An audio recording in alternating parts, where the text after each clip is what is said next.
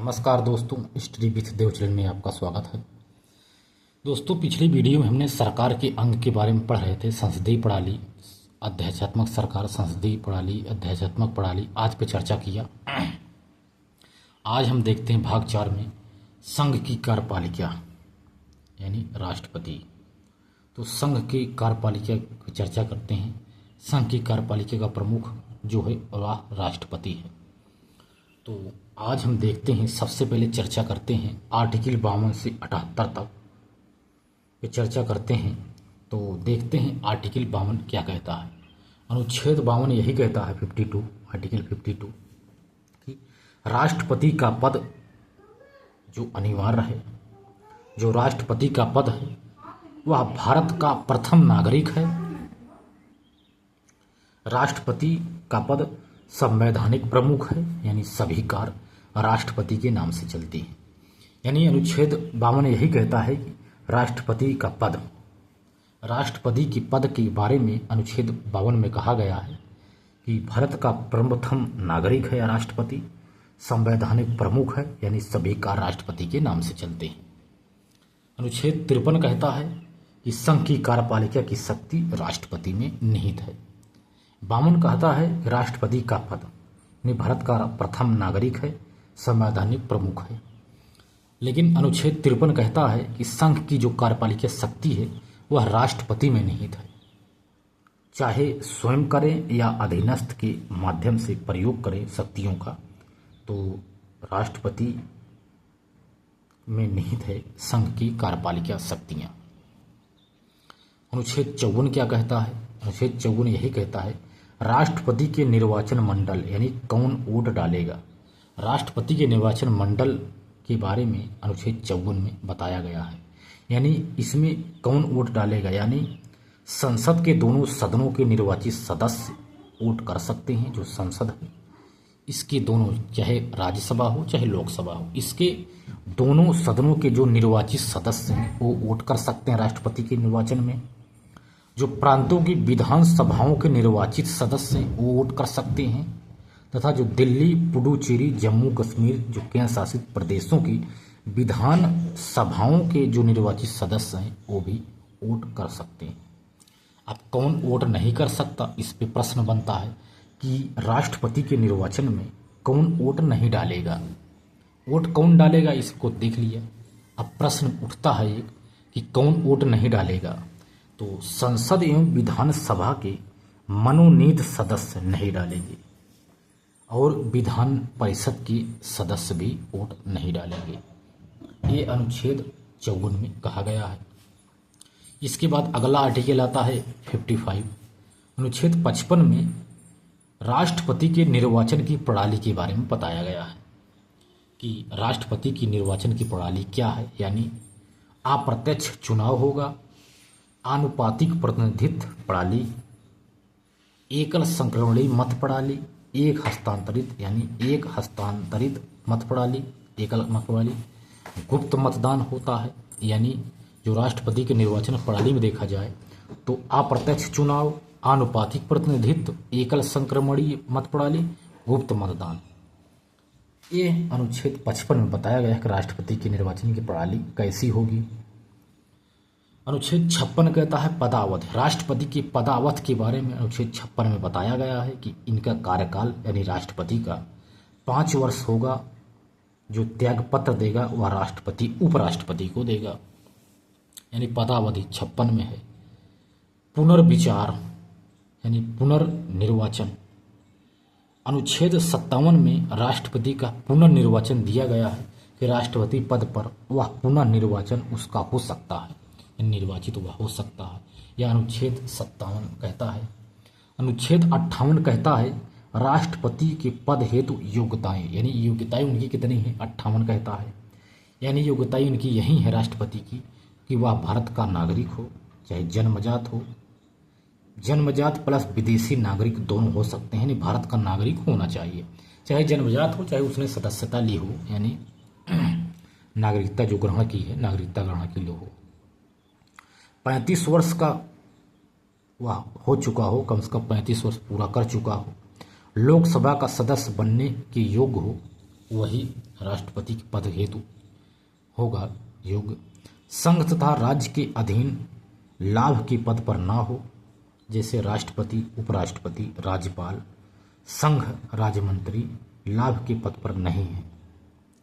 इन्हीं को ही कहा गया कि वह तभी वह योग्य माना जाएगा। इसके बाद अनुच्छेद आता है 59। अनुच्छेद 59 कहता है कि राष्ट्रपति की शर्तें, वेतन, भत्ते तथा परिलब्धियां इन पर चर्चा करता है। बताता है अनुच्छेद 59 कि राष्ट्रपति की शर्तें तथा वेतन भत्ते क्या होना चाहिए। यानी संसद, विधानमंडल, चाहे संसद हो या विधानमंडल का सदस्य नहीं होना चाहिए, यदि है तो वह त्यागपत्र दे दे।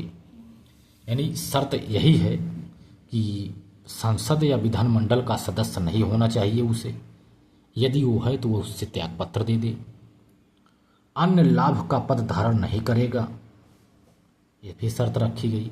वेतन संचित निश्चय कर मुक्त दिया जाएगा, उसमें कोई टैक्स नहीं। पदावधि के दौरान वेतन भत्ते कम नहीं कर सकते हैं। बिना किराया दिए भवन उसको मिलेगा, जैसे राष्ट्रपति भवन। संसद विधि बनाकर राष्ट्रपति के लिए प्रलब्धियां तय करे और आपको करंट में अपडेट करना है कि वर्तमान वेतन क्या है राष्ट्रपति का। 5 लाख है कि और बढ़ा दिया गया है, आप इसको देख लीजिए। लेकिन अभी देखा जाए तो सिर्फ 5 लाख है। आगे घटता है कि बढ़ता है, आप इस पर करंट अपडेट करना। आप इसका जवाब कमेंट बॉक्स में हमको बताइए। इसके बाद आता है आर्टिकल 60। आर्टिकल 60 में राष्ट्रपति की शपथ के बारे में, यानी प्रतिज्ञान के बारे में दिया गया है कि राष्ट्रपति अनुच्छेद 60 के अनुसार वह शपथ लेता है, यानी श्रद्धापूर्वक पद की कर्तव्यों का वह पालन करेगा। ऐसा शपथ लेता है जो श्रद्धापूर्वक अपने पद के कर्तव्यों का पालन करेंगे, संविधान के संरक्षण, परिरक्षण तथा प्रतिरक्षण का कार्य करेंगे, जनता के कल्याण एवं सेवा आदि को करना है। राष्ट्रपति को शपथ सुप्रीम कोर्ट का मुख्य न्यायाधीश या वरिष्ठ न्यायाधीश दिलाता है। राष्ट्रपति की शपथ देखा जाए तो 60 में है। अनुच्छेद आता है 61। राष्ट्रपति पर महाभियोग, यदि महाभियोग चर्चा किया जाए तो वह अनुच्छेद 61 में दिया गया है। यह एक अर्ध न्यायिक प्रक्रिया है। जो राष्ट्रपति पर महाभियोग है एक अर्ध न्यायिक प्रक्रिया है, यानी किसी भी संसद के सदस्य में इन्हें प्रारंभ किया जा सकता है। वे 1/4 सदस्य हस्ताक्षर करेंगे तो 14 दिन की पूर्व नोटिस के साथ आप इस पर महाभियोग चला सकते हैं। 2/3 के बहुमत से पारित होगा, तब दूसरे सदन से भी 2/3 से पारित होगी, तभी जाकर इस पर महाभियोग चलेगा। यदि महाभियोग देखा जाए तो महाभियोग में कौन शामिल होगा, यानी संसद के दोनों सदनों के सभी सदस्य शामिल होंगे। इस संसद के सिर्फ सदस्य राष्ट्रपति में, संसद के जो दोनों सदन है, राज्यसभा और लोकसभा, इसके सभी सदस्य इसमें शामिल होंगे। इसके बाद देखते हैं आर्टिकल 62। अनुच्छेद 62 कहता है पद की रिक्तियां। पद की रिक्तता के बारे में चर्चा करते हैं कि अनुच्छेद 62 क्या है, कि पद की रिक्तता क्या है, यानी कभी नहीं या कार्यकाल पूरा होने पर, यानी 5 वर्ष। तो पद की रिक्तता पर देखा जाए तो यह इसका पद कभी भी रिक्त नहीं होगा, या कार्यकाल यदि पूरा हो जाएगा तभी यह रिक्त होगा, यानी 5 वर्ष में। कार्यकाल पूरा होने से पहले चुनाव होगा। यदि चुनाव में देरी होती है तो नए राष्ट्रपति के आने तक पुराने राष्ट्रपति पद पर बने रहेंगे। इसके बाद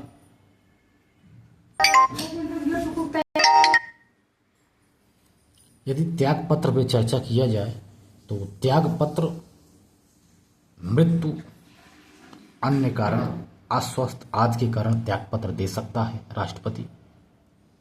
उपराष्ट्रपति को कार्यवाहक राष्ट्रपति तब बनाएंगे। जो यह त्याग पत्र है यह उपराष्ट्रपति को देता है। यदि मृत्यु हो जाती है या अन्य कारण से या अस्वस्थ होने पर भी वह त्याग पत्र दे सकता है, तब उपराष्ट्रपति को कार्यवाहक राष्ट्रपति बनाया जाएगा। यह भी बताया गया 62 में। तो जो उपराष्ट्रपति है, यदि राष्ट्रपति बनेंगे तो 6 माह के भीतर चुनाव कराया जाएगा, ऐसा कहा गया। इसके बाद देखते हैं आर्टिकल 71। आर्टिकल 63 से 70 तक उपराष्ट्रपति के बारे में, तो अलग से उपराष्ट्रपति के बारे में बताएंगे। तो 62 के बाद देखते हैं अनुच्छेद 71। आर्टिकल 71 पर देख लेते हैं। इसमें क्या कहा गया है कि राष्ट्रपति उपराष्ट्रपति के चुनाव का विवाद जो है सुप्रीम कोर्ट में जाएगा। तो राष्ट्रपति और उपराष्ट्रपति के चुनाव का विवाद सुप्रीम कोर्ट में जाएगा।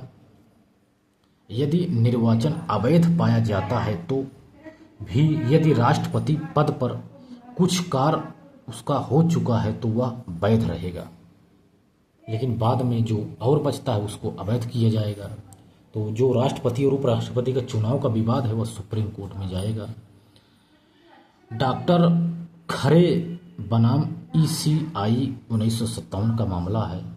तो इसमें क्या कहा गया था, निर्वाचक मंडल की कुछ जो सीटें हैं रिक्त होने पर राष्ट्रपति का चुनाव हो सकता है।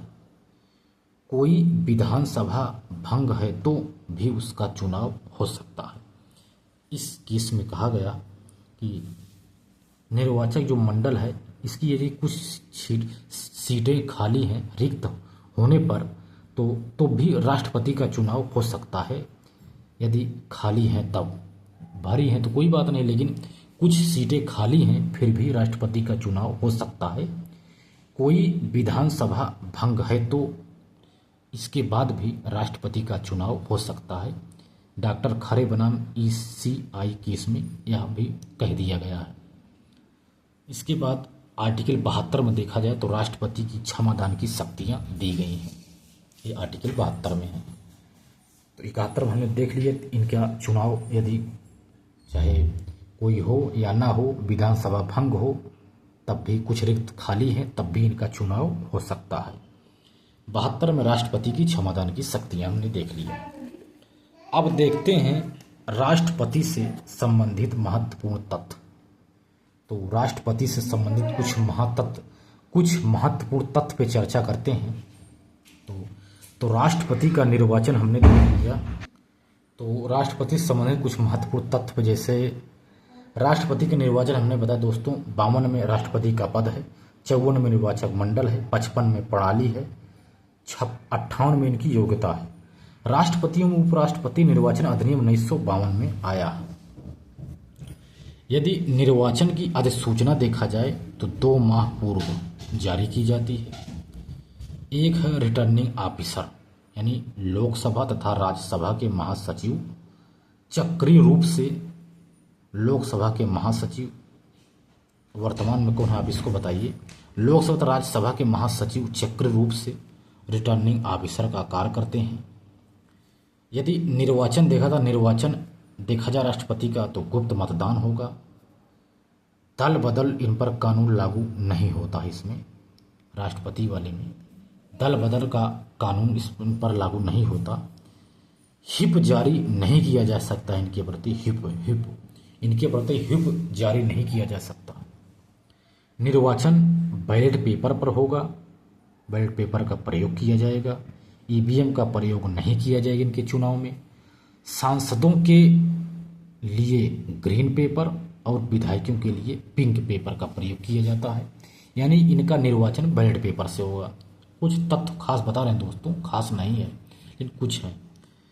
प्रॉक्सी वोट नहीं होंगे, यानी बदले पे वोट, बदले में वोट, प्रॉक्सी वोट, यानी आप नहीं है तो आपका हम कर देंगे वोट, A नहीं है तो B A का वोट डाल देगा, ऐसा नहीं है, बदले में वोट नहीं होगा। नोटा बटन इसमें नहीं होगा। प्रस्तावक एवं अनुमोदक कम से कम 50 प्रस्तावक होंगे तभी वह राष्ट्रपति का चुनाव लड़ सकता है। 50 अनुमोदक भी होने चाहिए, सभी अलग अलग होंगे। यह नहीं कि जो प्रस्तावक है अनुमोदक वह नहीं बन सकता, दोनों अलग अलग होंगे। यदि 50 प्रस्तावक तथा 50 अनुमोदक यदि जिसके हैं वही राष्ट्रपति का चुनाव लड़ सकता है वह, तथा निर्वाचक मंडल के सदस्य होंगे, दोनों निर्वाचक मंडल के सदस्य होंगे तभी होगा। जमानत राशि 15,000 रुपये है। रिटर्निंग ऑफिसर के पास या जमा होंगे, यानी हमने जो बताया लोकसभा राज्यसभा के जो महासचिव हैं चक्रीय रूप से उन्हीं को रिटर्निंग ऑफिसर बनाया जाता है। भारत सरकार की ट्रेजरी में यह जमा होगा। आरबीआई 1/6 से कम जो कुल मत वोट पड़े होते हैं, यदि कम पाता है तो उसकी जमात राशि जब्त हो जाती है, यानी 1/6 से कुल पड़े हुए वोटों के। राष्ट्रपति के नाम में देखा जाए तो एक ट्रिक है। ट्रिक राजू की राधा जाकर गिरी फखरुद्दीन रेड्डी की जेल में रामा शंकर नारायण की कलम से प्रतिभा निकली प्रणव राम जी की मुर्मू। ये ट्रिक है। तो आप राष्ट्रपति के नाम को आप देख लेना कौन कौन से राष्ट्रपति बने। इनके तथ्य पे चर्चा कर रहे थे तो हमने देख लिया। तो इनका नाम पे अगर चर्चा करते हैं तो जितने लोगों को हमने बताया तो देखा जाए तो डॉक्टर राजेंद्र प्रसाद हैं, तो इन्होंने 2 बार राष्ट्रपति बने थे। सर्वाधिक कार्यकाल इनका रहा 12 वर्ष। इनको भारत रत्न में भी मिला डॉक्टर राजेंद्र प्रसाद को। दूसरे में डॉक्टर सर्वपल्ली राधाकृष्णन, इनको भी भारत रत्न मिला है। तीसरे हैं डॉक्टर जाकिर हुसैन, इनको भी भारत रत्न मिला है। यानी डॉक्टर जाकिर हुसैन के बारे में थोड़ा देख लेते हैं। ये प्रथम मुस्लिम है, प्लस कार्यकाल में इनकी मृत्यु हो गई थी। प्रथम मुस्लिम सदस्य डॉक्टर जाकिर हुसैन की इनके कार्यकाल में ही मृत्यु हो गई थी। तब कार्यवाहक राष्ट्रपति बने थे बीबी गिरी। बीबी गिरी ने त्यागपत्र दे दिया तो न्यायमूर्ति थे हिदायतुल्ला, ये कार्यवाहक हुए थे। प्रथम मुख्य न्यायाधीश यही हैं जो हिदायतुल्ला, जो राष्ट्रपति के पद पर कार्य किया था। डॉक्टर जाकिर हुसैन के बाद बनते हैं वराहगिरी वेंकटगिरी, इनको ही भारत रत्न मिला है। वराहगिरी वेंकटगिरी के बाद बनते फखरुद्दीन अली अहमद, इनके कार्यकाल में इनकी ही मृत्यु हो गई है। तब कार्यवाहक राष्ट्रपति बने थे बीडी जत्ती। फखरुद्दीन अली अहमद के बाद बनते हैं नीलम संजीवा रेड्डी। यह निर्विरोध इनका चुनाव हुआ था। सबसे युवा थे, 64 वर्ष के थे, ये राष्ट्रपति बने थे। इसके बाद ज्ञानी जैल सिंह। ज्ञानी जैल सिंह के बाद रमाशंकर वेंकटरमन। इसके बाद Shankar Dayal Sharma, KR Narayanan, doctor APJ Abdul Kalam, Pratibha Singh Patil, Pranab Mukherjee, Shri Ramnath Kovind, Draupadi Murmu. आज भी हमने सब पे चर्चा कर लिया है, आप इनको देख लेना है। APJ अब्दुल कलाम को भी राष्ट्रपति जो थे उनको भारत रत्न मिला है। प्रतिभा पाटिल प्रथम महिला राष्ट्रपति हैं। अब प्रथम दलित राष्ट्रपति हैं KR नारायण, दूसरे तो मान लीजिए मुर्मू ही हैं। तो देखा जाए जो शंकर दयाल नहीं थे, PM के साथ बनकर एक PM के पद पर थे। शंकर दयाल PM के पद पर भी थे। तो दोस्तों हमने इसको देखा। तो दोस्त मिलते हैं और बेहतरीन क्लास में, तब तक के लिए धन्यवाद।